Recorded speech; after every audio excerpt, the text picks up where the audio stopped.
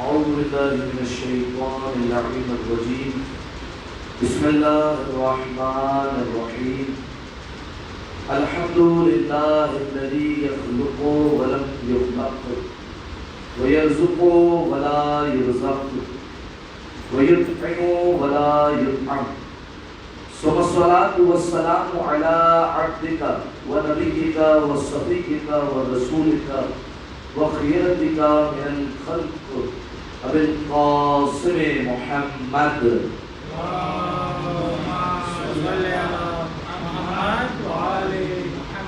وعلى أهل بيته الطيبين الطاهرين المعصومين المظلومين سيما ابن عمه علي عليه السلام وهو النبأ العظيم والصراط المستقيم والقرآن الكريم وهو الصديق الأكبر والفاروق الأعظم وحبل الله المتين وإمام المسلمين ووصي رسول رب العالمين واللعنة الدائمة على أعدائهم أجمعين أما بعد فقد قال الله سبحانه وتعالى في محكم كتابه المبين بسم الله الرحمن الرحيم إنا أكرمكم عند الله أتقاكم صلوات على محمد وآل محمد اللهم صل على محمد وآل محمد.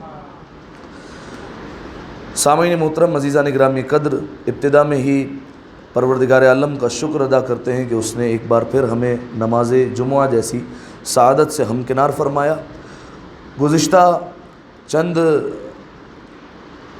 جمعہ کی نمازوں سے جس خطبے سے ہم خطاب کر رہے ہیں اور جو موضوع ہم نے انتخاب کیا ہے وہ ہے خطبہ حمام، اور جس آیہ مجیدہ کا سہارا لیا اس میں پروردگار عالم نے عزت دار ہونے کا معیار بتایا ہے. ارشاد رب العزت ہوتا ہے انا اکرمکم عند اللہ اتقاکم، کہ بے شک اللہ کے نزدیک عزت دار وہی ہے کہ جو تم میں سب سے زیادہ تقوی اختیار کرنے والا ہے. لہذا سامعین محترم یہ بات واضح ہے اور بارہا آپ کی خدمت میں یہ عرض کر چکا ہوں کہ دنیا والوں کے نزدیک عزت کے معیارات اور ہیں. دنیا والے دیکھتے ہیں جس کے پاس مال زیادہ ہوتا ہے اس کو عزت دار زیادہ مانتے ہیں، وہ دیکھتے ہیں کہ کون کرسی پر بیٹھتا ہے اس کو جو ہے وہ زیادہ عزت دار مانتے ہیں، وہ دیکھتے ہیں کون صاحب منصب ہے اس کو زیادہ عزت والا سمجھتے ہیں. لیکن یہ سارے معیارات پروردگار عالم کی بارگاہ میں بیکار ہیں. پروردگار عالم ان معیارات کو نہیں مانتا اور پروردگار عالم نے ان معیارات کو قبول نہیں کیا. وہ نہیں مانتا کہ یہ عزت دار ہونے کے معیارات ہے. یہ بری چیزیں نہیں ہیں. یہ میں نہیں کہہ رہا کہ مالدار ہونا بری صفت ہے، ایسا نہیں ہے. میں نے پہلے ہی عرض کر چکا ہوں سارا کا سارا دار و مدار ہے یوٹیلائزیشن پر، استعمال پر. مالدار ہونا کوئی بری صفت نہیں، کیونکہ یہی مال اگر ختیجہ کے پاس ہو تو محسن نبی بنا دیتا ہے، اور یہی مال اگر قارون کے پاس ہو تو دشمن نبی بنا دیا کرتا ہے. لہذا مالدار ہونے کے بعد اس کا استعمال کیسے کیا جاتا ہے یہ زیادہ اہم ہے. لیکن پھر بھی مالدار ہونا پروردگار عالم کی بارگاہ میں عزت دار ہونے کا معیار نہیں ہے. اگر کسی کے پاس کرسی ہے اور وہ کوئی بہت بڑی پوسٹ پر بیٹھا ہوا ہے، پروردگار عالم کی بارگاہ میں عزت دار نہیں ہے. یہ معیار نہیں ہے اللہ کی بارگاہ میں. اسی طریقے سے اگر کوئی صاحب منصب ہے، اگر اس کو 20-25 بندے ایک وقت میں سلام کرنے والے ہیں، وہ جب گاڑی سے اترتا ہے تو 50 بندے اس کے پیچھے چلتے ہیں، یہ سارے کے سارے معیارات اللہ کی بارگاہ میں نہیں ہیں. تو پالنے والے تیری بارگاہ میں عزت دار ہونے کا کیا معیار ہے؟ کہا پڑھو قرآن انا اکرمکم عند اللہ اتقاکم، کہ اللہ کے نزدیک تم میں عزت دار وہی ہے جس کے پاس تقوی ہے. جو تقوی الہی اختیار کرے گا وہی جو ہے وہ پروردگار عالم کی بارگاہ میں عزت دار ہو جائے گا. جیسے رسول اللہ نے بھی یہ ارشاد فرمایا تھا کہ کالوں کو گوروں پر کوئی فضیلت نہیں، عرب کو عجم پر کوئی فضیلت نہیں، بلکہ با فضیلت وہی ہے جو اس کے پاس تقوی الہی موجود ہے. لہذا سامعین محترم، تقوی کا میں نے آپ کے سامنے بنیادی درجہ بیان کیا تھا کہ بنیادی درجہ کیا ہے تقوی کا. پہلا اسٹیپ، پہلا زینہ، پہلی سیڑھی تقوی کی کیا ہے؟ بالکل پہلا درجہ کیا ہے تقوی کا؟ اچھے کام کرو. جزاکم اللہ. اچھے کاموں میں بہت سارے کام آ جائیں گے. اچھے کام نہیں، بنیادی درجہ ہے واجب کام کرو اور حرام کاموں سے بچ جاؤ. یہ بنیادی درجہ ہے. ٹھیک ہے، یعنی اگر کوئی شخص ایسا ہے جو اپنے تمام تر واجبات پر عمل کرتا ہے اور تمام تر محرمات سے پرہیز کرتا ہے، کوئی گناہ نہیں کرتا، تمام تر گناہوں سے بچ بچ کر چلتا ہے۔ اگر کوئی غلطی سے گناہ ہو جائے تو فوراً توبہ کر لیتا ہے پروردگار عالم کی بارگاہ میں۔ تو فرمایا یہ جو ہے وہ متقی ہے، یہ پہلے سٹیپ میں بھی پہلا درجہ ہے بالکل۔ لیکن اس کے بعد بھی تقوی کی کچھ علامتیں ہیں، متقی کی کچھ علامتیں۔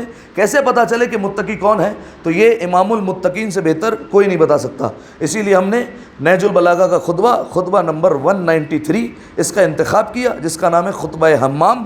حمام ایک بندہ تھا اور عبادت گزار تھا، امام کی خدمت میں آتا ہے اور کہتا ہے مولا ذرا آپ متقی کی صفات تو بتائیے، ایسے بتائیے گا کہ آپ کے منہ سے ادھر متقی کی صفت نکلے اور میں ادھر متقی کو مجسم ہوتا ہوا دیکھوں، میرے سامنے متقی کھڑا ہوتا ہوا مجھے نظر آئے۔ یعنی ایک ہی وقت میں مولا کے علم کا تقاضا بھی کر رہا ہے، مولا کی خطابت کا بھی تقاضا کر رہا ہے۔ یہ جاننا بھی چاہتا ہے کہ مولا علم رکھتے ہیں کہ متقی کون ہے، اور یہ جاننا بھی چاہتا ہے کہ مولا خطابت کیسی کرتے ہیں۔ لہذا ایک ہی وقت میں اس نے دو تقاضے کیے، کہا بیان بھی کیجئے متقی کی صفات اور ساتھ میں ایسے بیان کیجئے کہ میں سامنے اپنے متقی کو مجسم ہوتا ہوا دیکھوں۔ امیر المومنین نے ابتدا میں جواب نہیں دیا، کہا حمام یہی کہا بتایا جو میں نے آپ کے سامنے بیان کیا۔ فرمایا حمام برے کاموں سے بچو اور وَأَحْسِن، اور اس کے علاوہ اچھے کام جو ہے واجبات ہیں اس کو انجام دو، بس کافی ہے۔ امام نے کہا نہیں مولا، فلم یکنا، کانے نہیں ہوا، تشفی نہیں ہوئی، تسلی نہیں ہوئی، مولا ذرا کھل کر بتائیے، میں آپ کو قسم دیتا ہوں۔ اب مولا نے ایک ایک کر کے متقی کی صفت کو بیان فرمایا، اور کل کتنی صفتیں بیان فرمائی مولا نے؟ 110 صفتیں، ٹھیک ہے۔ اور 110 کس کے نام کا عدد ہے؟ امیر المومنین کے ہی نام کا عدد ہے۔ گویا علماء نے ایک اشارہ کیا کہ یہ ایک اشارہ ہو شاید کہ اگر تم میں سے کوئی ایک دو صفت اپنا لے تو متقی کہلاتا ہے، اور جس میں 110 صفتیں مل کر جمع ہو جائے وہ امام المتقین کہلاتا ہے۔ لہذا سامعین محترم 110 صفتیں مولا نے ترتیب وار بیان کرنا شروع کی۔ اس میں ہم نے آپ کے سامنے کتنی بیان کر دی تھی اب تک؟ نہیں 17 تو بہت زیادہ ہو گئی تھی، تو میں نے بیان بھی نہیں کی تھی۔ ہاں 9-10 بہت کم ہو گئی۔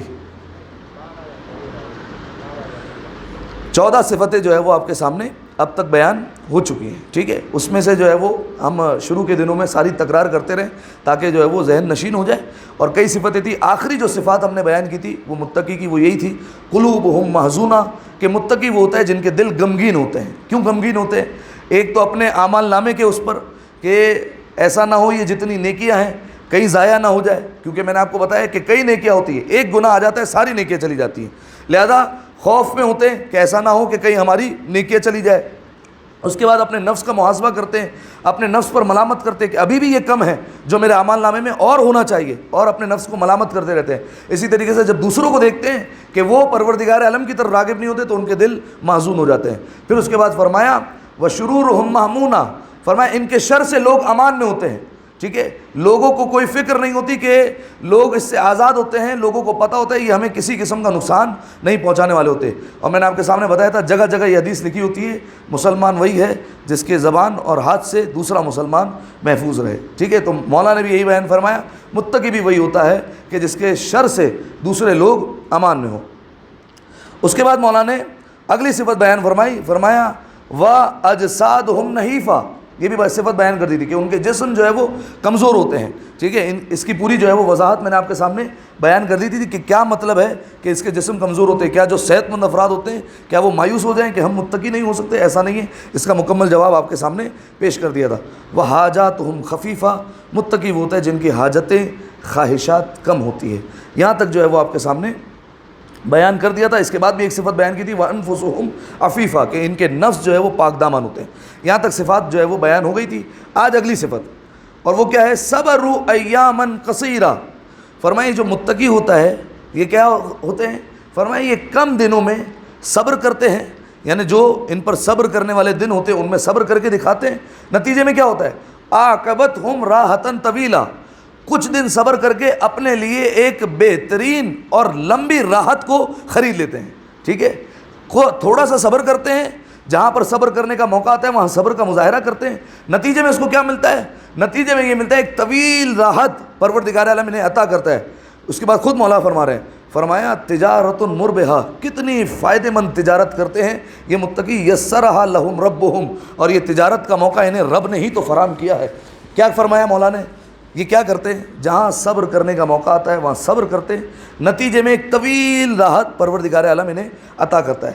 اب میں آپ سے پوچھتا ہوں تاریخ میں ایسی مثالیں بتائیے کہ جہاں پر صبر کیا ہو اور بعد میں انہیں طویل راحت ملی ہو، ایسی مثالیں بتائیے۔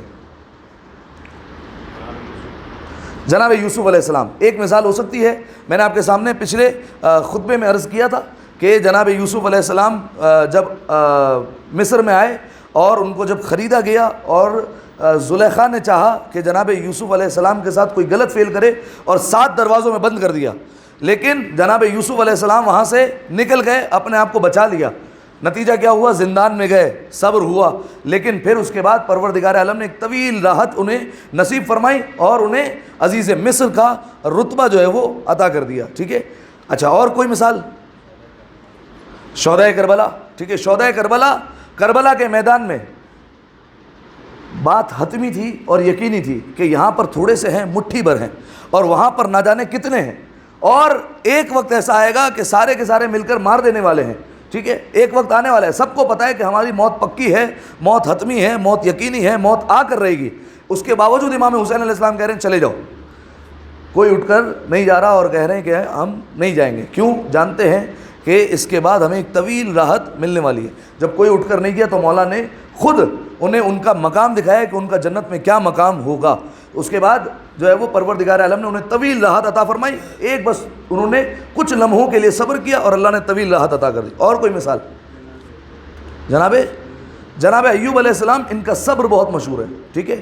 قرآن میں بھی مثال ہے جناب ایوب کی، اور صبر ایوب بہت مشہور ہے. نبیوں میں جن کا صبر سب سے زیادہ مشہور ہے وہ ہے جناب ایوب علیہ السلام.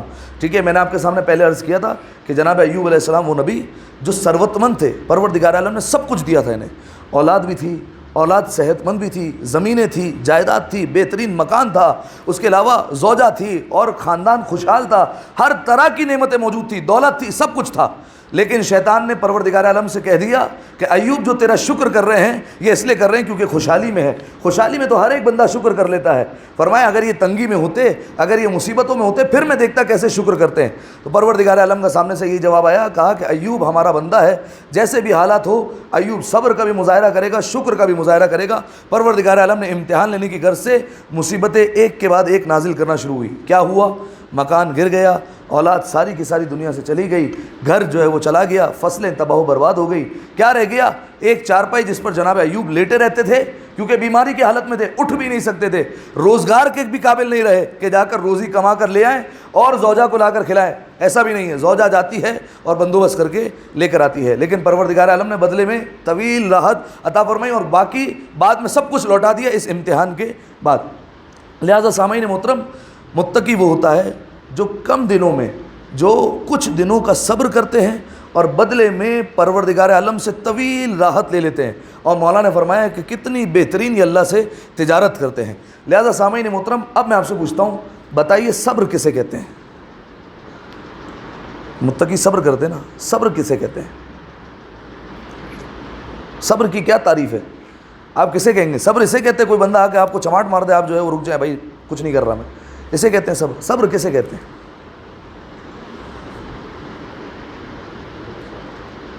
مجھے پتہ ہے آپ سب کے ذہنوں میں ہے لیکن آپ بتا نہیں سک رہے. صبر کسے کہتے ہیں؟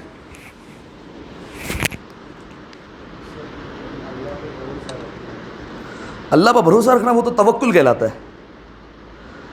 صبر میں ٹھیک ہے یہ بھی جو ہے وہ شامل ہوگا کہ وہ اللہ پر توکل کرتا ہے، لیکن صبر کسے کہتے ہیں؟ کیسے پتہ چلے کہ یہ انسان جو ہے یہ صابر ہے، صبر کرنے والا ہے؟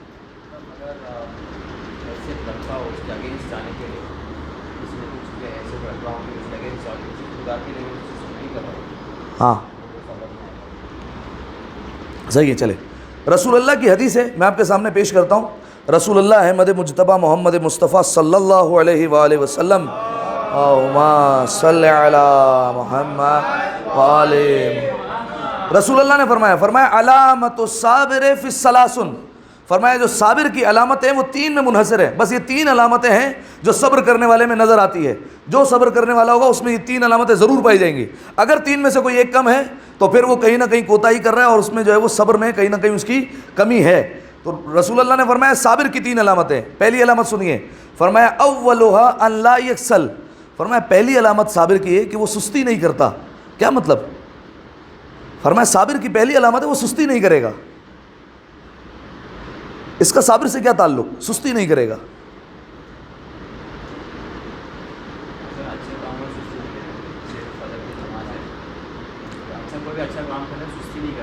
ہاں ٹھیک ہے، کوئی بھی نیک کام ہو، کوئی بھی ایسی چیز ہو، اس میں وہ سستی نہیں دکھائے گا. جیسے بالفرض ایک جو سستی ہوتی ہے تعلیم حاصل کرنا، ٹھیک ہے، جیسے اب ہم جو ہے وہ مدارس میں ہوتے تھے تو وہاں پر ایک نظام تھا کہ صبح سے جو ہے وہ پڑھے جا رہے ہیں، ایک کے بعد دوسری کلاس، دوسری کے بعد تیسری کلاس. ایک وقت آتا ہے تھک جاتے ہیں، بریک ہوا، تھک گئے، جا کر بیٹھ گئے صوفے پر، لیٹ گئے آرام سے. اب جو ہے وہ اگلی کلاس کے لیے جو ہے وہ گھنٹی بج گئی کہ بھائی اگلی کلاس میں پہنچو. اب سستی ہو رہی ہے کہ یار اس کلاس میں کون جائے، ٹھیک ہے، کیوں جانا ہے اس کلاس میں. لہٰذا جو صابر ہوتے ہیں وہ اپنی سستی کو جو ہے وہ ختم کر کے فوراً جو ہے وہ اس طرف بڑھ جائیں گے، ٹھیک ہے، اور فوراً جو ہے وہ وہاں پر عمل کر لیں گے. کیوں؟ دیکھیے اس کی وجہ جو ہے وہ ابھی انشاءاللہ میں آپ کے سامنے بیان کرتا ہوں کہ رسول اللہ نے خود بیان فرمائی کہ وہ سستی کیوں نہیں کرتے. لیکن صابر کی پہلی علامت ہے وہ سستی نہیں کریں گے. اسی طریقے سے رات کو سو رہے تھے، آنکھ کھل گئی، دیکھا ٹائم، فجر میں بھی ٹائم ہے، فجر میں ٹائم ہے تو نماز شب پڑھ سکتا ہوں ابھی میں. نماز شب ارے کون پڑھے یار، چلو 10 منٹ کے بعد الارم لگا لو، 10 منٹ بعد اٹھیں گے، ڈائریکٹ فجر سے کنٹینیو کریں گے، ٹھیک ہے. لیکن جو صابر ہوگا وہ سستی نہیں دکھائے گا، اٹھ جائے گا فوراً جو ہے وہ نماز شب کی طرف راغب ہو جائے گا. اسی طریقے سے گھر میں مال پڑا ہوا ہے اور اس نے نیت کی ہوئی ہے کہ یہ مال میں اللہ کی راہ میں انفاق کر دوں گا، خرچ کر دوں گا، جو کہ کرنا بھی چاہیے. اور معصوم کی حدیث بھی ہے اور فرمان بھی ہے، اس کا مفہوم یہ ہے کہ اگر کوئی شخص جہاں خرچ کرنا چاہیے وہاں خرچ نہ کرے تو فرمایا اس کا مال وہاں نکلے گا جہاں خرچ نہیں کرنا چاہیے تھا، گناہ میں اپنا مال خرچ کر دے گا اور دگنا خرچ کر دے گا، ٹھیک ہے. لہذا بہتر ہے کہ خرچ کیا جائے. اس پر پوری ایک مجلس جو ہے وہ آپ کے سامنے پڑھ چکا ہوں. لہذا اب بالفرض مال پڑا ہوا ہے، جو اس نے سوچا ہوا تھا کہ یہ اللہ کی راہ میں انفاق کرنا ہے، صدقہ کر دینا ہے. ایک ضرورت مند آ گیا کہ جو ہے وہ مجھے بالفرض اتنے کی ضرورت ہے، اب جو ہے وہ نہیں دے رہے کہ نہیں اس کو نہیں دینا ہے، کسی اور کو دیں گے، کسی اور کو دیا جائے گا، ٹھیک ہے، اور سارے کے سارے اس کو دے دوں ایک ساتھ کیوں دوں، ٹکڑے میں دے دیتا ہوں، 5 ٹکڑے اس کے کر دیتا ہوں اس رقم کے، 5واں حصہ اس کو دیتا ہوں، پھر ایک حصہ اس کو دوں گا، ایک حصہ اس کو دوں گا، زیادہ ثواب ملے گا، ٹھیک ہے. کیا کر رہا ہے؟ سستی کر رہا ہے، ٹھیک ہے. رسول اللہ نے فرمایا جو صابر ہوگا وہ سستی نہیں کرے گا، ٹھیک ہے. ایک علامت ابھی رسول اللہ سب کی وجہ بتائیں گے. ایک علامت یہ ہوگی صابر سستی نہیں کرے گا. دوسری علامت فرمایا والثانی ہے، تو دوسری علامت یہ اللہ یزجر، فرمایا جو صابر ہوگا فرمایا وہ ڈانٹے گا نہیں، غصہ نہیں کرے گا، چڑچڑاپن اس میں نہیں ہوگا. یہ صابر کی ایک علامت ہے، ٹھیک ہے. آپ دیکھیے کوئی انسان پر مصیبت آتی ہے تو وہ چڑچڑا ہو جاتا ہے، ٹھیک ہے. اپنے پر مصیبت آئی ہے تو دوسرے کو ڈانٹ دیتا ہے، دوسرے پر جو ہے وہ غصہ نکال دیتا ہے. فرمایا صابر ایسا نہیں کرے گا، صابر جو ہے وہ غصہ نہیں کرے گا، چڑچڑاپن اس میں آپ کو نظر نہیں آئے گا. اور تیسری علامت وَأَن لَا يَشْكُو مِن رَبِّهِ تَعَالَىٰ، فرمایا جو صابر ہوگا وہ اپنے رب سے شکوہ نہیں کرے گا، شکایت نہیں کرے گا، ٹھیک ہے. ہمارے یہاں یہ بات بہت مشہور ہے، امتحان میں فیل ہو گئے، سارا میرے ساتھ ہی کرنا تھا، وہ جو دوسرا بندہ تھا اس کے ساتھ بھی تو ہو سکتا تھا. ایک جو ہے وہ گھر پر مصیبت آ گئی، گھر میں بالفرض جو ہے وہ چھوٹی چھوٹی باتیں ہوتی ہیں اس پر جو ہے وہ انسان صبر نہیں کر سکتا.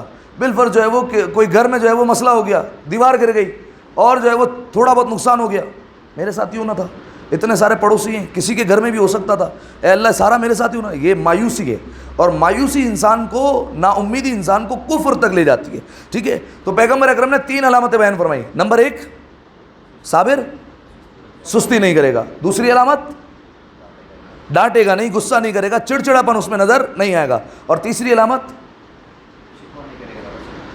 اپنے رب سے شکوہ نہیں کرے گا. اب رسول اللہ نے تینوں کی وجہ بتائی کہ تینوں کی وجہ ہے کیا. فرمایا لِأَنَّهُ إِذَا كَسَلَ فَقَدْ ضَيَّعَ الْحَقَّ، فرمایا کیونکہ اگر اس نے سستی کر لی تو حق ضائع ہو جائے گا، ٹھیک ہے. اب میں نے آپ کو سامنے مثالیں دے دی. بالفرض جو ہے وہ نماز شب کا وقت ہے، سستی کر رہا ہے، سستی کر لے گا تو کیا ہوگا، یہ جو حق ہے یہ نماز شب یہ چلی جائے گی ہاتھ سے، ٹھیک ہے. ہاتھ میں پیسے ہیں، صدقہ کرنا چاہتا ہے، سستی کرے گا تو یہ جو ہے وہ جہاں صدقہ کرنا تھا یہ حق ضائع ہو جائے گا، اس پر اب خرچ نہیں کر سکے گا، جو ثواب ملنے والا تھا وہ نہیں مل سکے گا. اسی طریقے سے ہر نیکی میں آپ دیکھ لیجئے جو صابر ہوگا وہ سستی نہیں کرے گا، فوراً جو ہے وہ کام کو انجام دے گا. وَإِذَا زَجَرَ لَمْ يُؤَدِّ الشُّكْرَ، فرمایا اور اگر ڈانٹے گا، اگر چڑچڑاپن نظر آئے گا تو اللہ کا شکر ادا نہیں کر سکے گا، ٹھیک ہے. اگر ڈانٹ رہا ہے دوسروں کو، چڑچڑاپن کر رہا ہے تو شکر کس منہ سے ادا کر رہا ہے، ٹھیک ہے. ایک مصیبت آئی ہے اس پر چاہیے اسے صبر کرے، دوسروں کو کچھ نہ کہے. یہ چڑچڑاپن دکھا رہا ہے، غصہ دکھا رہا ہے تو پھر شکر کس بات کا کر رہا ہے. اور تیسرا وَإِذَا شَكَا مِن رَبِّهِ عَزَّ وَجَلَّ فَقَدْ عَصَىٰ، اور اگر اس نے اپنے رب سے شکوہ کر دیا تو اس نے کیا کیا، صرف گناہ کر لیا، ٹھیک ہے. کیونکہ میں نے آپ کو پہلے ہی بتایا نا امیدی، مایوسی یہ جو ہے وہ کفر تک لے جاتی ہے. فرمایا جس نے ایسا کیا، اللہ سے شکایتیں کرنا شروع کر دی، سب میرے ساتھ ہوتا ہے، ایسا کیوں ہوا، ویسا کیوں ہوا، اس کے ساتھ بھی ایسا ہو سکتا تھا، یہ سارے کے سارے شکوے شکایت یہ سب کے سب گناہوں میں شمار ہوتے ہیں. لہذا پیغمبر اکرم نے 3 علامتیں بتائی.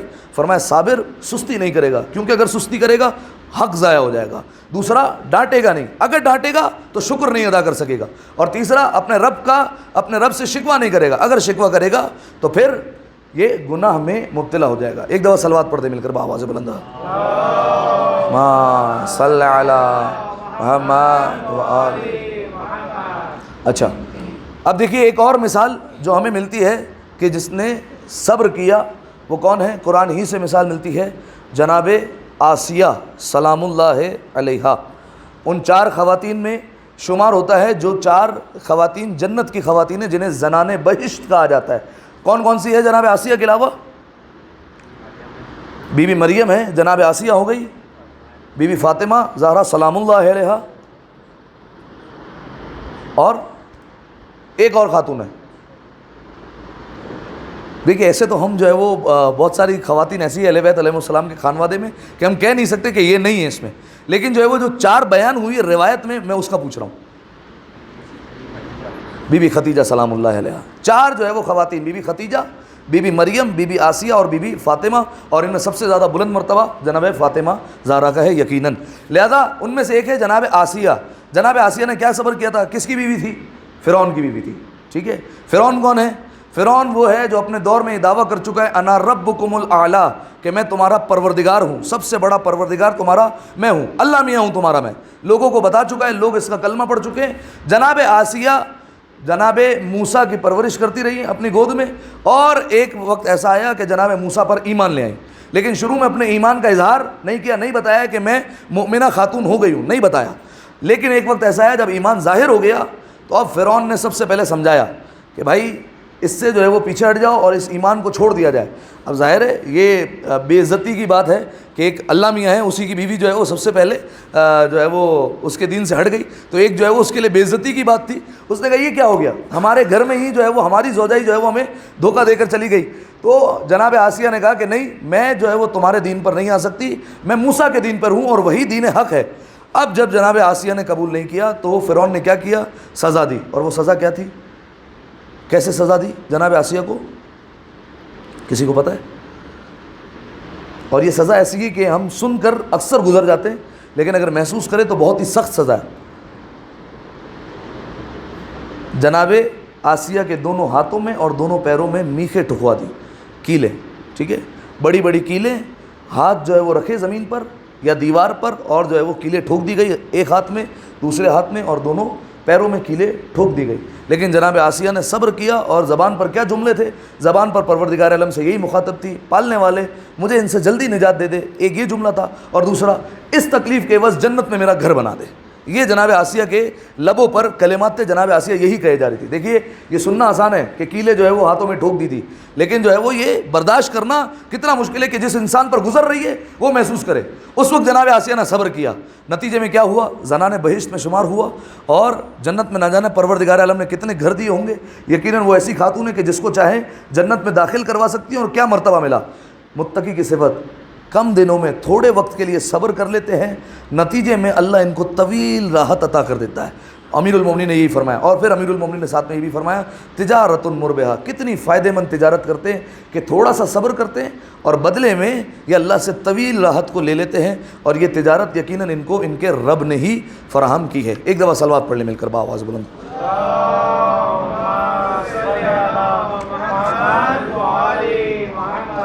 یہی ایک صفت پر جو ہے وہ آج اکتفا کرتے ہیں. انشاءاللہ جو ہے وہ اگلے خطبے میں اگلی صفت جو ہے وہ آپ کے سامنے بیان کریں گے. وقت کم ہے, اگر صفت بیان کریں گے تو جو ہے وہ ہم وقت سے آگے نکل جائیں گے. لہذا دعا ہے پروردگار عالم سے, پروردگارہ ہماری اس عبادت کو اپنی بارگاہ میں قبول فرما, ہمارے تمام گناہ صغیرہ اور کبیرہ کو معاف فرما. پالنے والے جو متقی کی صفات ہم سن رہے ہیں اس کو اپنانے کی ہمیں توفیق عطا فرما, اطاعت الہی کی توفیق عطا فرما, اجتناب معصیت کی توفیق عطا فرما, زمانے کے امام کے ظہور میں تعجیل فرما, ہمیں ان کے اعوان و انصار میں شمار فرما, امام کی محبت اور معرفت میں مزید اضافہ فرما. ان تمام دعاؤں کی قبولیت کے لیے مل کر صلوات پڑھ دیں. اللہم صلی علی محمد. اعوذ باللہ من الشیطان اللعین الرجیم. بسم اللہ الرحمن الرحیم. والعصر ان الانسان لفی خسر إلا الذين آمنوا وعملوا الصالحات وتواصوا بالحق وتواصوا بالصبر. مل کر 3 دفعہ بآواز بلند صلوات پڑھ دیں. اللہم صل علی محمد وآل محمد. اللہم صل علی محمد وآل محمد. اللہم صل علی محمد وآل محمد وعجل فرج. اللہم صل علی محمد وآل محمد. اعوذ باللہ من الشیطان اللعین الرجیم. بسم اللہ الرحمن الرحیم. الحمد للہ رب العالمین. اللہم لک الحمد بدیع السماوات والارض ذا الجلال والاکرام رب الارباب والہ کل معلوق وخالق کل مخلوق ووارث کل شیء لیس کمثلہ شیء وہو بکل شیء محیط. انت اللہ لا الہ الا انت الاحد المتوحد الفرد المتفرد وانت اللہ لا الہ الا انت الکریم المتکرم العظیم.